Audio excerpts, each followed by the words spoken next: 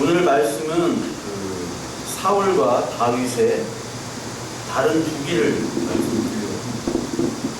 여러분들 진화론 있죠?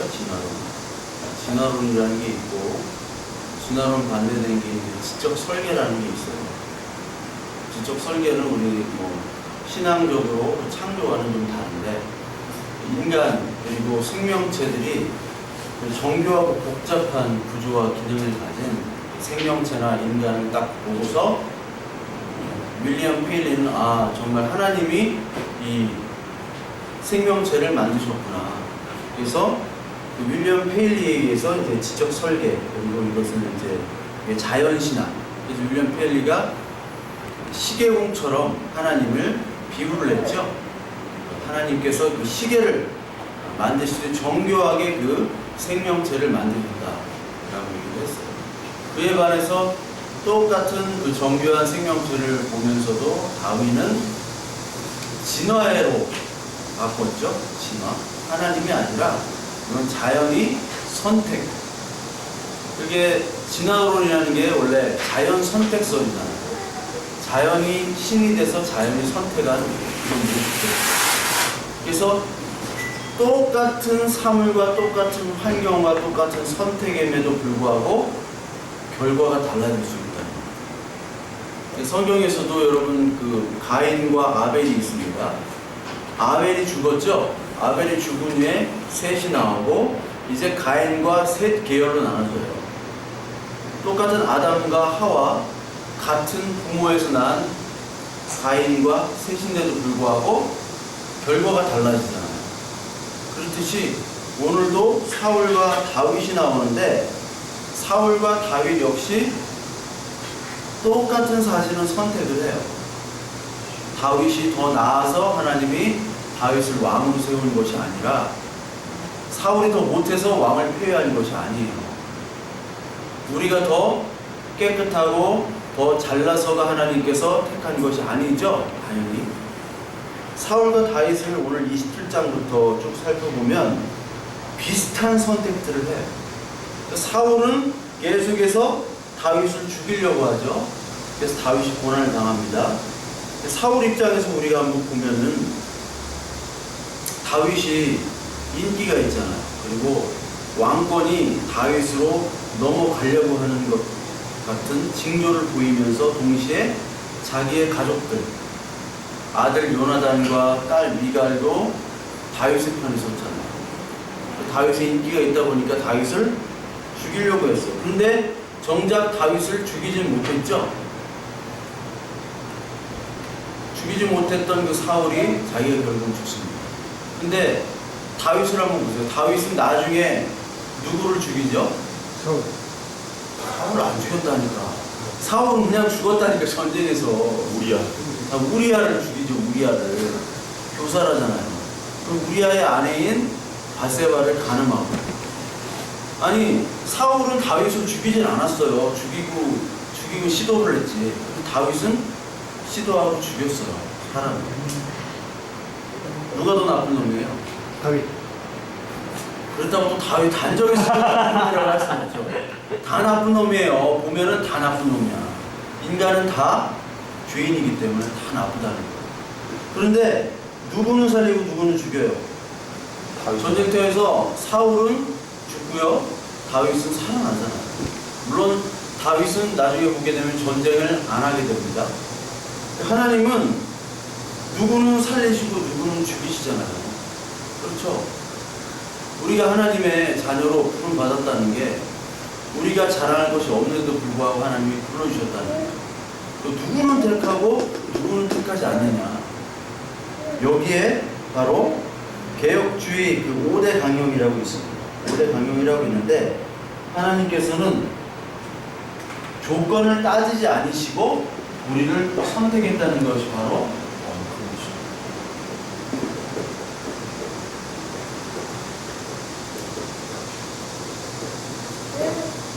이게 unconditional election이라는 거예요. unconditional election. unconditional을 뭡니까? 무조건이죠? 박상철의 무조건. 무조건이야. 조건이 없어요. 근데 인간의 사회는 조건이 있어요, 없어요? 조건이 있죠. 조건에 따라서 어떤 것들이 결정되고 판단이 되잖아요. 그것이 바로 이 세상 나라예요. 그래서 우리들을 열심히 지금 하는 게 바로 조건 충족하려고 그러는 거잖아요. 조건. 자, 결혼, 듀오 가면 조건이 필요해요. 얼마, 연봉 얼마 이상, 상중하, 뭐 얼마 다 구분이 되잖아요. 여자, 남자 해가지고 무조건이 아니라 외모와 직장과 그리고 모든 어떤 수준들을 다 조건적으로 구하는 거예요. 그러니까 조건을 따진다고, 조건. 그리고 누구는 죽고 누구는 죽지 않는 게 바로 제한적 구속이라고 하는데, 리미티드 어토먼트라고 해요. 이 리미티드 어토먼트인데, 이거는 제한적인 어토먼트가 배웠죠? 속죄, 리뎀션, 구속, 제한적인 구속, 제한적인 속죄. 그러니까 다 하나님이 자녀로 구원하시지 않으세요. 하나님이 다 만인 구원을 많이들 얘기하는데 다 구원받지 않는 거예요. 다 하나님이 자녀로 뜻하지 않습니다. 그리고 하나님의 은혜, 거부할 수 없는 은혜를 irresistible grace죠. irresistible grace.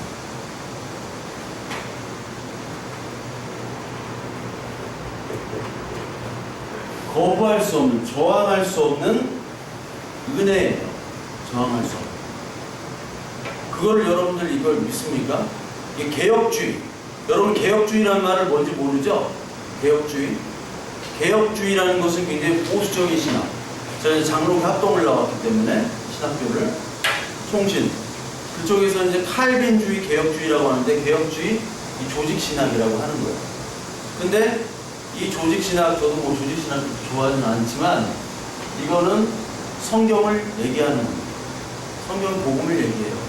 무조건이에요. 그리고 제한적이에요. 그리고 거부할 수 있는 은혜로 다가와요. 근데 이거 전제 조건이 뭐냐면, 전제 조건이 전적인 타락이에요. 죄. 우리의 죄가 전적으로 고백이 되는 사람만이 unconditional, limited, irresistible 이 세 가지가 은혜로 가입이 되는 거예요.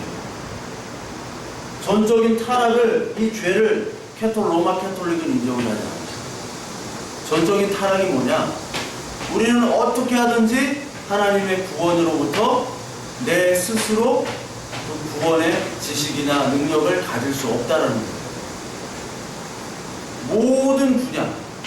모든 분야, 이성과 감성과 모든 분야에서 우리는 하나님이 충족할 수 없는 죄인이다라는 걸 고백하는 게 바로 전적 타락이에요. 이 전적 타락의 고백이 없이는 이것이 되질 않아요. 그래서 우리가 전도할 때 교회 와보세요, 병도 고쳐지고 뭐도 되고 이렇게 하는 것들은 죄 고백으로부터 시작되지 않죠.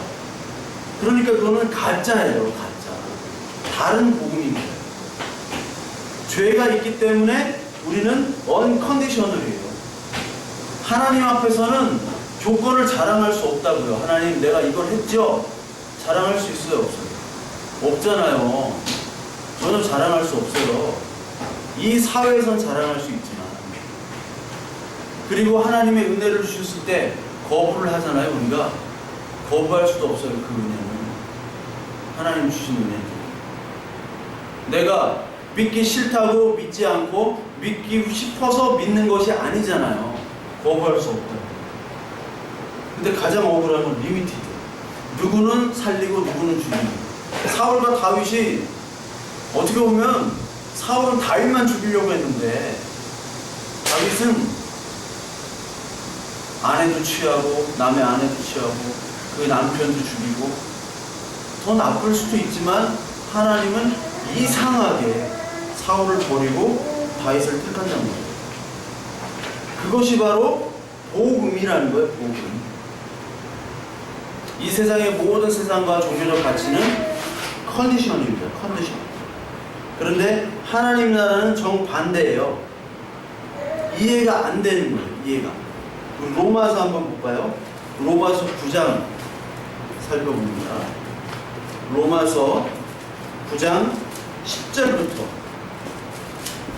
예레미야와 말라기를 예를 들어가지고 이렇게 바울이 얘기를 하는데, 로마서 9장 10절, 그뿐 아니라 또한 리브가가 우리 조상 이삭 한 사람으로 말미암아 임신하였는데 그 자식들이 아직 나지도 아니하고 무슨 선이나 악을 행하지 아니한 때에 택하심을 따라 되는 하나님의 뜻이 행위로 말미암지 않고 오직 부르신 이로 말미암아 서게 하려 하사 리브가에게 이르시되 큰 자가 어린 자를 섬기리라 하셨나니 기록된 바 내가 야곱은 사랑하고 에서는 미워하였다 하심과 같으니라. 그런즉 우리가 무슨 말을 하리요? 하나님께 불의가 있느냐? 그럴 수 없느니라.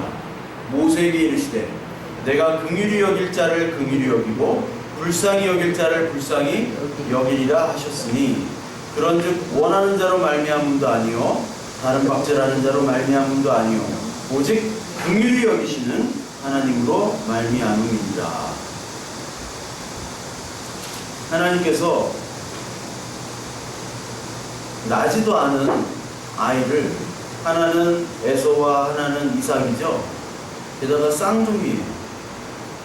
쌍둥이인 둘을 갖다가 하나님은 처음부터 야곱은 사랑하고 에서는 미워했대요. 이게 말라기에 나오는 거거든요. 이게 공정해요, 이게? That's not fair라고 그러잖아. That's not fair. 이게 공정치 않은 거예요. 인간의 입장에서는 전혀 공정치 않습니다. 공평하지 않아요. 복음이라는 것은 공평하지 않아요. 인간의 합리적인 이성으로 볼 때는. 그런데 하나님 앞에서는 이것이 공평해요. 14절. 그런즉 우리가 무슨 말을 하리요? 말하지 말라고. 말할 수 없다. 하나님께 불의가 있느냐? 그럴 수 없느니라. 내가 긍휼히 여길 자를 여기고 불쌍히 여길 자를 여기고 불쌍히 여기지 않을 자를 여기지 아니하겠다. 그게 바로 하나님의 주권적인 선택인 거예요. 이게 고백이 돼야 돼요. 주권적인 선택이. 휴머니스트들은, 인본주의자들은 이래서 바로 종교는 만들어진 거고, 하나님이 누구는 택하고 누구는 택하지 않고 누구는 천당에 보내고 누구는 지옥에 보낸다는 것, 이거 자체가 벌써부터 불합리한 것이기 때문에 인간의 입장에서는 이 하나님을 인정할 수가 없는 거예요. 그렇지만 하나님의 복음에서는 이것이 맞는 겁니다. 그래서 십자가의 도가, 고린도전서 1장에 나오죠. 십자가의 도가 멸망하는 자에게는 어떤 것이래요? 미련한 것이죠. 이거 자체가 미련한 거예요. 그러나 구원받는 우리에겐 하나님의 능력인 게 바로 복음입니다. 그러니까 가인과 셋 계열이 있듯이 사울과 다윗 계열이 나눠지는 거예요. 양과 염소가. 그런데 가인과 셋 중에, 그리고 다윗과 사울, 이 특징은 뭐냐면 다윗과 셋은 바로 전적 타락, 죄를 인정하기 때문에 unconditional election이 수용이 되죠. 부자들 보세요. 부자들은 unconditional election이 됩니까? 예수님께서 비유를 하셨죠. 예? 아침 일찍 온 자, 그렇죠. 3시, 6시, 9시, 유대인의 시간은 3시, 6시, 9시 쭉 이렇게 나가잖아요. 아침 6시부터 시작을 합니다. 아침 3시면은 아침 9시에 유대인의 3시, 6시면은 12시, 그리고 9시면은 오후 3시에요. 그렇게 성경에 나오죠. 예수님께서 언제 거기 달리셨어요? 십자가 몇 시에? 9시. 어? 12시? 3시? 3시? 아니 지금 시간 3시. 9시. 뭐 찍어 웬만한 표정. 9시에 달리셔가지고 언제 돌아가셨어요? 언제? 3시. 오, 어떻게 찍은 대로 이렇게 잘 맞췄어요? 알고 있었어요. 알고 있어요? 대단해. 훌륭해 아주. 발이. 이 목사님도 훌륭. 아침에 그 품삯 비유를 하시잖아요. 예수님께서 품삯 비유에서 아침에 온 자, 삼시에 온 자와 맨 마지막 이 자기 파할 때 온 자랑 품삯을 똑같이 주셨죠? 아니 먼저 온 자는 더 많이 줘야 되잖아요. 일을 많이 했기 때문에. 근데 나중에 거의 파장할 때 잠깐 일하고서 똑같은 품삯을 받아요. 한 데나리온을. 그러면 컨디션이잖아. 세상에서 볼 때는 컨디션을 추구하면은 더 분배를 다르게 해요. 근데 하나님의 나라는 언 컨디션이에요. 아침에 일찍 온 놈이나 늦게 온 놈 똑같이 주신다는 거예요. 그러면 많이 가진 사람, 더 일을 열심히 했다고 한 사람들은 하나님의 언 컨디션을 뭐라고 얘기해요? 하나님 불공평합니다. 나 더 주세요. 이렇게 얘기하잖아요. 그런데 하나님 나라는 원 컨디션이에요. 나 더 주세요 라고 자랑하는 사람들은 전적인 타락 주인을 인정하지 않아요. 9시에 오든지 늦게 오든지 내가 9시에 오더라도 하나님이 나에게 일을 주시고 품삯을 주신 것만 해도 감사합니다. 나 같은 놈한테. 그러면 언컨디셔널이 되는데 이거를 인정이 안 되니까, 이것이 인정이 안 되니까 내가 더 하겠다라는 것이 바로 이 세상의 가치와 종교잖아요. 그러니까 하나님의 복음의 진리의 전당인 이 교회가, 교회에서 하나님 내가 더 할게요. 내가 더 할게요. 내가 더 하면 더 많이 주세요. 30배, 60배, 100배의 축복을 허락하여 주소서. 이게 맞는 거예요? 틀린 거예요? 틀린 거잖아요. 성경에서 그렇게 얘기하는데 왜 성경만 보면 까막눈이 돼요? 밖에 나가면요 머리가 팽팽 잘 들어가요. 얼마나 잘 들어가는데 교회만 오면은 우리가 눈과 귀를 닫아버려요. 그리고 무조건 30배, 60배, 100배의 축복만 달라. 왜 그럴까? 아직, 그렇죠. 아직 복음의 진리 말씀이 떨어져서 자기에게 임하지 않았기 때문에. 그러니까 계속해서 세상의 가치, 육신의 가치, 그 종교적인 나를 우상화시키는 그것으로만 하나님의 말씀을 합리화시키는 거예요. 이것이 바로 수요예배 때 그게 살인이라고 그랬잖아요. 그 간음이라고 그랬잖아요. 형제로 오신 예수 그리스도 그 형제를 핍박하는 거라고 그랬잖아요. 그것이 바로 우리의 복음은 바로 언컨디셔널. 사울과 다윗이 얼마나 비슷한 선택을 했나 한번 보실까요? 우리 다시 사무엘상 27장으로 가보면요. 27장 1절을 보면요. 다윗이 그 마음에 생각하기를 내가 후일에는 사울의 손에 붙잡히리니 블레셋 사람들의 땅으로 피하여 들어가는 것이 좋으리라. 사울이 이스라엘 온 영토내에서 다시 나를 찾다가 단념하니 내가 그의 손에서 벗어나리라 하고 이렇게 얘기하죠. 지금 다윗이 블레셋으로 도망갑니다. 그 전에도 블레셋으로 도망갔죠. 도망가가지고 그 블레셋 그 왕 가드 왕 아기스에게 미친 척을 해요. 막 침 질질 흘리고 살으려고. 옛날에 흥선 대원군도 미친 척을 했어요. 그래서 겨우 살아남았던 사람이 흥선 대원군인데 미친 척을 했어요. 근데 지금 두 번째 또 가는 거예요. 블레셋으로 다윗이. 왜? 죽게 생겼습니다. 근데 그 전까지 하나님이 도우심이 있었잖아요. 하나님 내가 너를 책임지겠다. 그런데 현실에 이 다윗은 무릎을 꿇고 현실을 도피합니다. 그래서 잘못된 선택을 하는 거예요. 블레셋도 도망가는.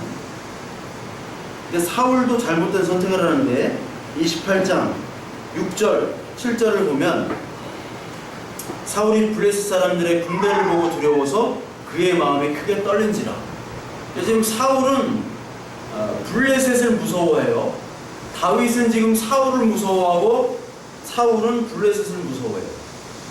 그래서 사울이 여호와께 묻자오되 여호와께서 꿈으로도 우림으로도 선지자로도 그에게 대답하지 아니하심으로 사울이 그의 신하들에게 이르되 나를 위하여 신접한 여인을 찾으라. 그리 가서 그에게 물으리라. 신접한 여인에게 가요. 하나님께 물어야 되는데 신접한 여인에게 무당한테 간다는 거예요. 잘못된 선택을 똑같이 합니다. 그렇잖아요. 사울이나 다윗이나 별반 다를 게 없어요. 그리고 다윗은 27장 8절부터 10절까지 보면 다윗이 그의 사람들이 올라가서 그술 사람, 기럇 사람과 아말렉 사람을 침노하였으니 다윗이 그 땅을 쳐서 남녀를 살려두지 아니하고 양과 소와 나귀와 낙타와 의복을 빼앗아 가지고 돌아와 아기스에게 이르되 아기스가 이르되 너희가 오늘은 누구를 침노하였느냐 하니 다윗이 이르되 유다 네겝과 여라무엘 사람의 네겝과 겐 사람의 네겝이니이다 하였더라. 즉 이 말은 뭐냐면 아기스 자기 이제 상관이 된 거죠. 블레셋으로 들어가서 아기스의 부하가 된 거예요. 블레셋의 부하가 된 거야. 다윗이 살아남으려고. 그런데 유다 남쪽을 공격했다고 거짓말을 해요. 왜? 살아남으려고. 다른 데 공격을 했잖아요. 기럇 사람 아말렉을 공격했잖아요. 아말렉이 대적이었습니다. 그런데 유다를 공격했다고 얘기를 해요. 왜? 신임을 얻으려고. 나는 지금 이제 유다로부터 탈출한 도망자고 유다가 내 적입니다라는 것을 아기스에게 보여주는 거예요. 그래서 신임을 얻기 위해서, 믿음을 얻기 위해서 한 행동이 바로 이 행동이에요. 그리고 거짓말하는 거잖아요. 이건 사울도 거짓말합니다. 사울 28장 12절에 보면요, 사울이 신접한 여인에게 갈 때 변장을 해서 가요. 변장을 해서 갈 때 12절 여인이 사무엘을 보고 큰 소리를 외치며 사울에게 말하되 이르되 당신이 어찌하여 나를 속이셨나이까 당신이 사울이시니이다. 그러니까 이 사울은 아직까지 이 양심이 있었던지 왕이 하나님의 여호와 하나님이 세우신 그 왕인데 신접한 여인을 찾아갈 수가 없잖아요. 신접한 여인을 하나님이 금지했기 때문에. 그래서 변장을 하고 간 거예요. 그런데 이 신접한 여인이 알아보죠. 사무엘에게 당신이 사무엘이다. 왜 변장을 왔냐? 거짓말한 거예요. 근데 거짓말이 탄로가 납니다. 사울이. 그런데 다윗도 자기의 거짓말 신임이 탄로가 나고 거부가 되는 장면이 나오는데 그게 어디냐면 29장에 나와요. 사무엘상 29장 6절부터 9절까지 보면요, 가드왕 아기스에게 신임을 얻을 때 그때 블레셋과 이스라엘이 전쟁을 하게 돼요. 그렇죠? 전쟁을 하게 되는데 그때 이제 다윗은 누구의 부하예요? 블레셋 그 가드왕 아기스의 부하니까 이스라엘을 치러 가는 선봉에 서야 돼요. 그런데 가드왕, 이 블레셋은 도시국가라고 했잖아요. 6개의 부족으로 이룬 도시국가. 근데 다른 도시의 그 장군들이 다윗이 출전하는 것을 거부하죠. 왜? 이 사람은 원래부터 골리앗을 죽였던 사람이고 뛰어난 장수기 때문에 우리를 언제 배신할 수 없다. 배신할지도 모른다라는 그런 경계심 때문에 6절부터 9절까지 그 내용이 나와 있어요. 아기스가 다윗을 불러 그에게 이르되 여호와께서 살아계심을 두고 맹세하노니 내가 정직하여 내게 온 날부터 오늘까지 내게 악이 있음을 보지 못하였으니. 하여튼이 아기스한테는 신임을 얻었어요. 나와 함께 진중에 출입하는 것이 내 생각에는 좋으나 수령들이 너를 좋아하지 아니하느니 그러므로 이제 너는 평안히 돌아가서 블레셋 사람들의 수령들에게서 거슬려 보이게 하지 말라 하니라. 즉 너는 출전을 못하니까 다시 돌아가라. 이때 다윗이 있었던 장소가 시글락이라는 곳이거든요. 나중에 이런 일이 벌어질 때 시글락에서 아말렉이 시글락을 공격해요. 다윗이 아말렉을 먼저 공격했잖아요. 공격해놓고 유다를 공격했다고 허위 거짓말을 하잖아요. 근데 이런 출전을 하려고 할 때 시글락에 있던 다윗의 부하들의 가족과 다윗의 군사들, 다윗의 가족들이 다 아말렉에 쳐들어와가지고 다 사로잡혀 가는 사건이 사무엘상 30장에 나옵니다. 즉 다윗이 이제 블레셋에서 먹고 살려고 이제 사울의 이스라엘로 가면 죽으니까. 근데 하나님께서 그걸 막으신 거예요. 그리고 동족과의 전쟁을 하지 못하도록 다윗을 막습니다. 만약에 전쟁을 했다면 다윗이 이스라엘의 왕이 되지 못했죠. 사울과 다윗이 똑같은 잘못된 선택과 거짓말과, 그러나 거짓말이 탄로났음에도 불구하고 하나님은 결국 사울은 죽이시고 다윗은 살리잖아요. 사울이 어디서 죽습니까? 31장 1절 블레셋 사람들이 이스라엘 침에 이스라엘 사람들이 블레셋 사람들 앞에서 도망하여 길보아 산에서 엎드려져 죽으니라. 블레셋 사람들이 사울과 그의 아들들을 추격하여 사울의 아들 요나단과 아비나답과 말기수아를 죽이니라. 사울 가족들이 전멸하잖아요. 아들들. 그 착했던 요나단, 다윗과 함께 언약을 맺었던 요나단까지 죽게 됩니다. 그러니까 사울과 다윗이 똑같은데 왜 하나님이 누구는 죽고 누구는 살리시냐, 그거죠. 우리가 이 컨디션으로 이 성경을 봐서는 안 되는 거예요. 누가 착하고 누가 더 뛰어나고 누가 더 나쁘냐, 이거를 따져서는 안 되는 거예요. 이수근과 김병만이 누가 더 키가 작냐, 누가 더 키가 크냐, 아무 의미가 없어요. 둘 다 작고, 둘 다 작고. 근데 우리는 자꾸 따지는 거예요. 자꾸. 이 삶과 죽음의 차이는 어디 있느냐? 다윗과 사울의. 다윗은 하나님의 마음에 합했다는 표현이 있어요. 사무엘상 13장 한번 보세요. 13장 14절에 지금은 왕의 나라가 길지 못할 것이라 여호와께서 왕에게 명령하신 바를 왕이 지키지 아니하였으므로 여호와께서 그의 마음에 맞는 사람을 구하여 여호와께서 그를 그의 백성의 지도대로 삼으셨느니라 하고, 사무엘이 이게 사울에게 말하는 거예요. 하나님 마음에 합한 자를 다시 세우겠다는 거거든요.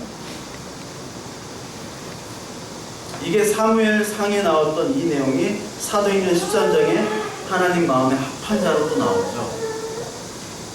다윗은 하나님 마음에 합했대요.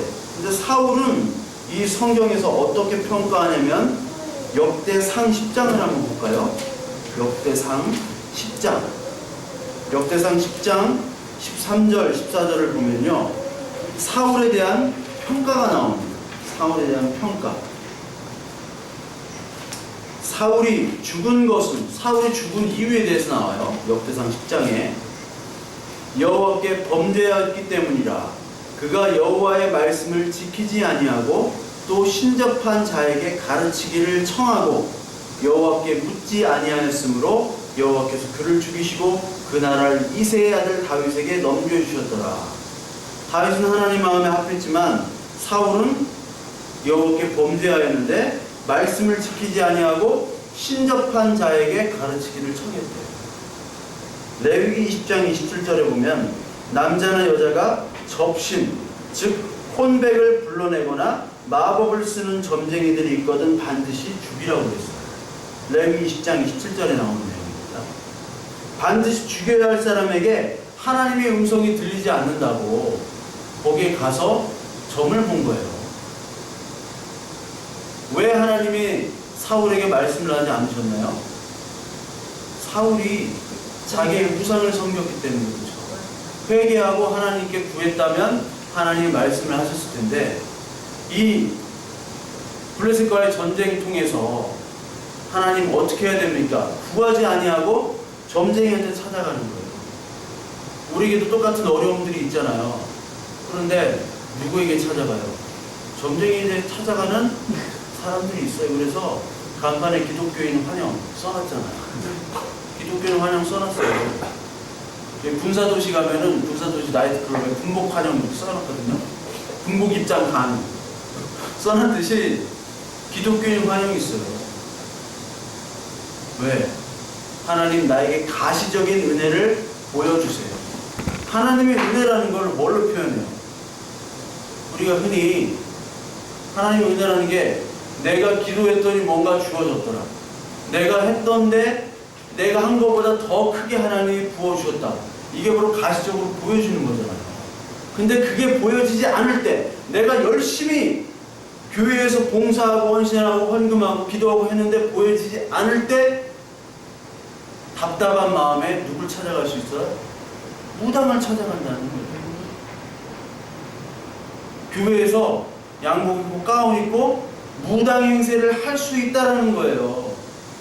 그게 지금 이스라엘 교회 내에서 벌어진 일이니까. 금송아지 섬기고 금송아지가 하나님이라고 얘기했던 것, 이것들이 교회의 역사에서 계속 이루어졌다는 거예요. 그러니까 똑같은 사울과 다윗, 똑같은 관점에서 똑같은 잘못된 판단을 했는데, 한 명은 하나님께 그래도 물었어요. 하나님께 자신의 죄악을 똑같이 인정을 했지만 하나님께 물은 자는 다윗이었어요. 우리 사무엘상 30장을 볼까요?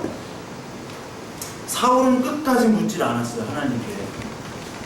근데 다윗은 30장 6절부터 8절까지 보면요, 백성들이 자녀들 때문에 마음이 슬퍼서 다윗을 돌로 치자 하니 다윗이 크게 다급하였으나 그의 하나님 여호와를 힘입고 용기를 얻었더라.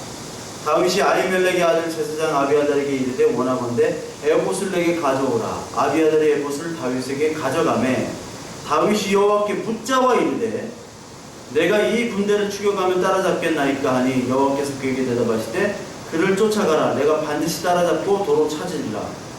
하나님께 묻죠. 다윗이 아말렉을 공격해서 아말렉이 다시 보복했기 때문에 다윗뿐만 아니라 모든 다윗의 부하들의 가족들이 다 끌려갔어요, 포로로. 그러니까 다윗 때문이다라고 생각을 했더니 백성들이 다윗을 죽이려고 하잖아요. 지도자를 죽이려고 하는 거예요. 목회자를 죽이려고 하는 거예요, 성도가. 옛날에 다 동고동락 아둘람 굴에서 의형제를 맺었던 이 사람들이, 가족들이 다 끌려가니까 네가 아기스 왕한테 가가지고 네가 그 전쟁 나간다고 그 짓만 안 했으면 우리가 이 시글락에서 가족을 보호할 수 있었지 않느냐. 네가 그 짓거리 하는 바람에 우리 가족들 다 끌려갔다. 생사 확인이 되지 않잖아요. 다 다윗을 타서 돌려서 다윗을 죽이려고 했다. 근데 하나님께 엎드렸죠. 다윗이 똑같이 사울처럼 잘못을 했어요. 근데 다윗은 마지막에 엎드렸죠. 그게 바로 하나님께 합한 자예요. 기도한 거예요, 기도. 근데 이 본문을 가지고 하나님께 기도하면 다 된다, 이렇게 가면 안 돼요. 기도라는 게 뭐예요? 하나님께 모든 걸 의탁하는 거예요. 내 뜻이 아니라 하나님 뜻대로 이루어지게 해달라는 말이 바로 기도고, 하나님의 뜻이 나의 온 전 인격에 임하게 해달라는 게 기도지, 하나님 이거 해주세요, 저거 해주세요, 이거의 기도의 본질이 아니에요. 그것이 본질이 아니라고요. 마가복음 9장 29절에 보면 다른 것으로는 귀신을 쫓지 못한다, 기도만이 귀신을 쫓아낸다라는 말씀이 있죠. 기도 외에는 이런 유가 나갈 수 없느니라, 이런 표현이 있어요. 기도 외에는 이 귀신이 쫓아가지 못한다라는 표현 때문에 많은 사람들이 귀신을 쫓아낸다고 기도를 열심히 해요. 그래서 기도의 본질을 모르는 거예요. 내가 열심히 하기 때문에 귀신이 쫓아난다는 얘기하는 거죠.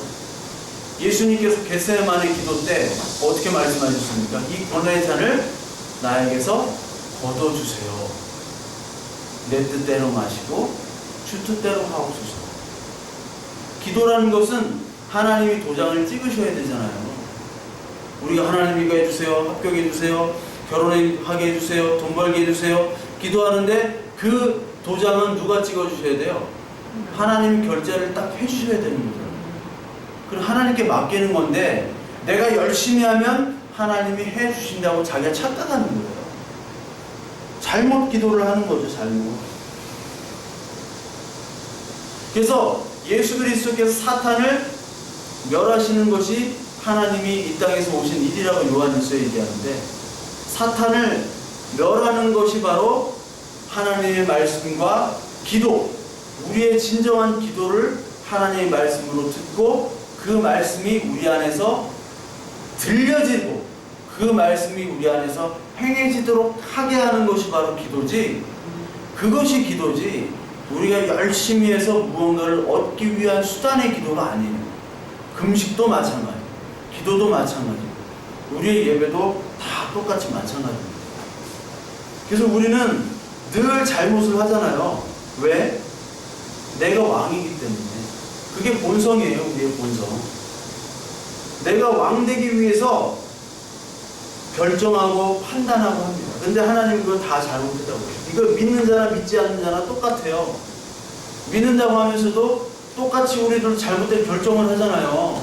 죄의 유혹이 되잖아요. 똑같아요. 이거 똑같습니다. 그런데 결론을 사울은 죽게 하고 다윗은 살게 하잖아요. 결론은 그게 바로 하나님의 은혜고 그게 바로 성도의 변인. 이게 전적 타락이 토탈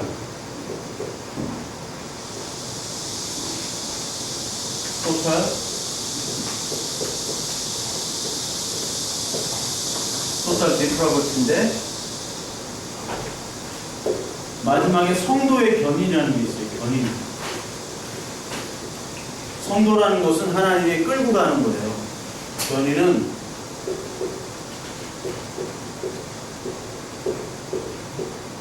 perseverance of the saint라고 해요.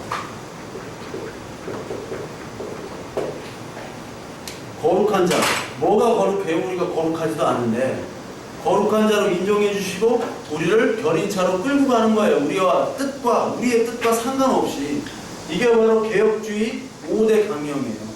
이거를 첫 자만 따가지고 튤립으로 하거든요. 튤립으로 하면 쉬워요. 이게 꽃 이름 튤립. T. Total depravity. U. Unconditional reaction. L. Limited atonement. 그리고 irreducible grace. P. Perseverance of the saint. 이 5개. 이 5개가 이 성경을 얘기하는 거예요. 이게 복음이에요. 근데 가장 먼저 이 total depravity, 이 전적인 타락 죄인을 인정하지 못하면 다 인정이 안 돼요. 사울은 그냥 끌려가는 거예요. 이제 끌려가는 인생이 되는 거예요.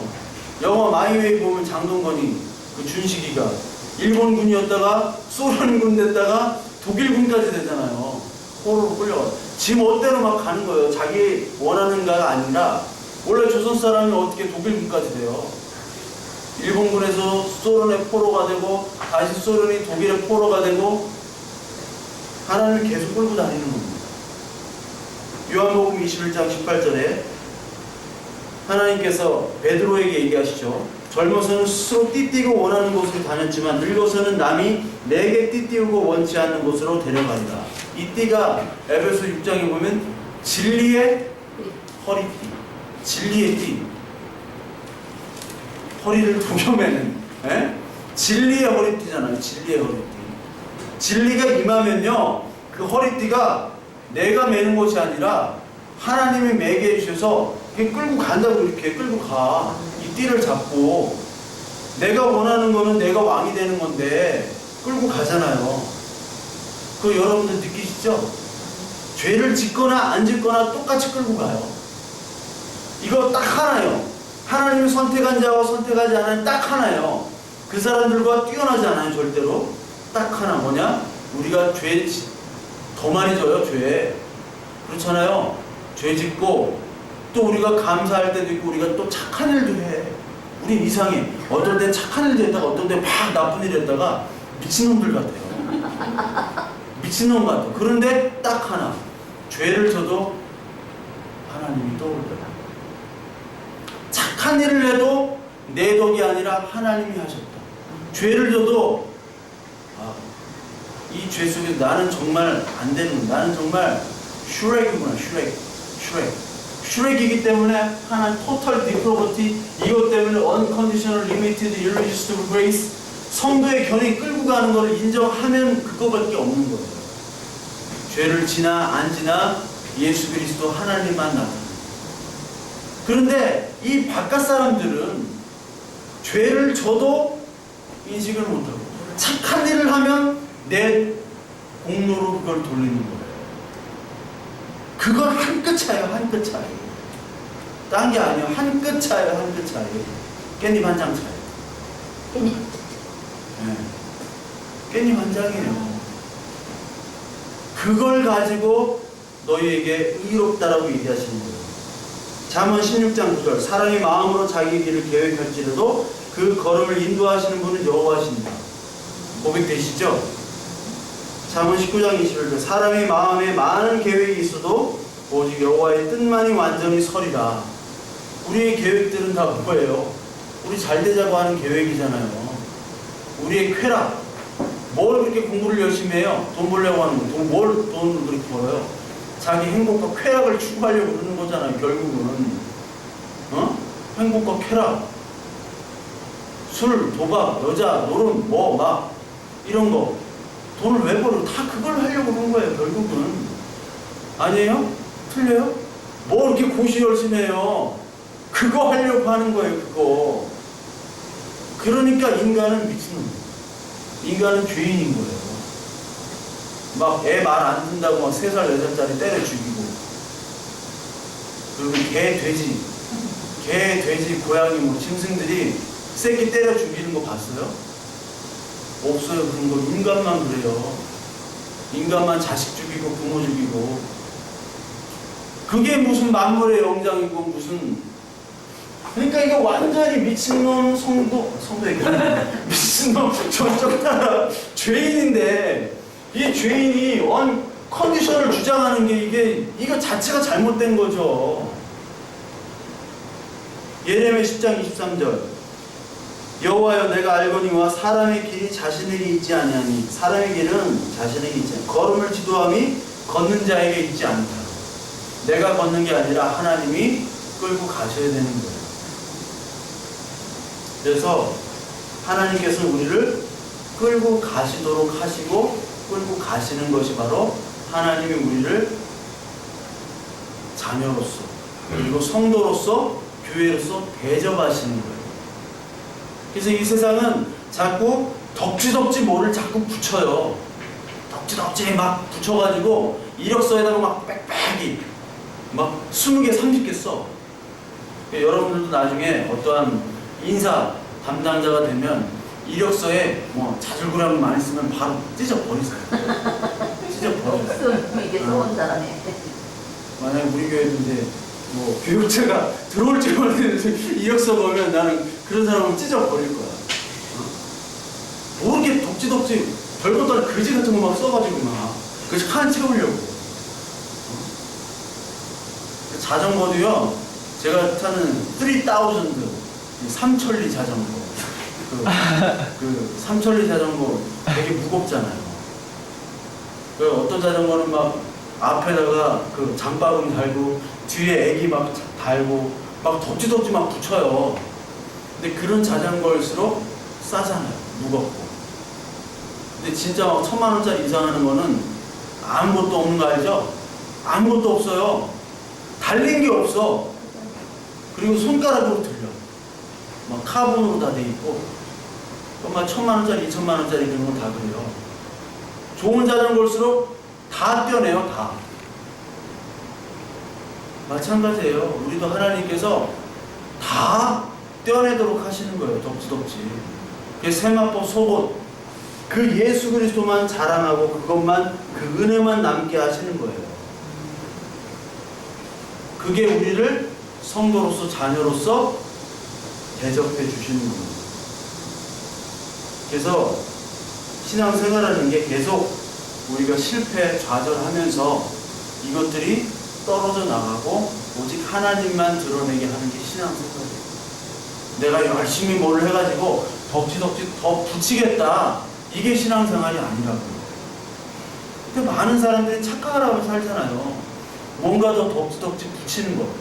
그것은 컨디션이 되면서 전적 타락을 부인하는 하나님이 버린 사울처럼 돼버려요. 그게 살인이라니까요. 그게 간음이라니까요. 그걸 하고 있으니 하나님 얼마나 답답하겠어요. 그걸 하면.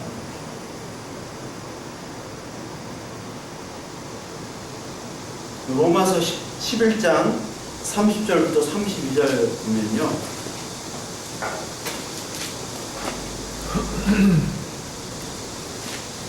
11장 30절부터 32절 보면 너희가 전에는 하나님께 순종하지 아니하였더니 이스라엘이 순종하지 아니함으로 이제 긍휼을 입었는지라.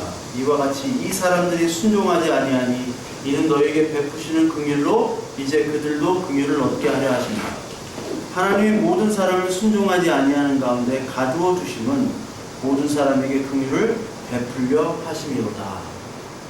하나님이 모든 사람을 순종하지 아니하는 가운데 가다 주셨어요. 율법에 가다 주시고 사회에 가다 주시고 이 세상 이 크로노스의 역사 속에서 하나님이 우리를 가다 주셨어요. 이 가다 주셨다는 것은 하나님이 우리는 하나님에게 순종할 수 없는 자로 살아가도록 만드셨다는 거예요. 우리 죄인이라는 걸 고백하는 거예요. 우리가 절대로 하나님을 순종할 수가 없어요. 순종은 99%가 아니라 100%가 순종이에요.